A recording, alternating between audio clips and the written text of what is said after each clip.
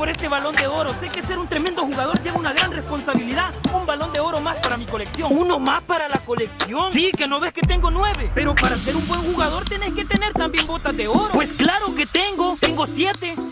Es más, en el 2016 levantamos la Champions con el Madrid. Esto de ser el mejor jugador del mundo es un poco complicado. Suficiente internet por ahora.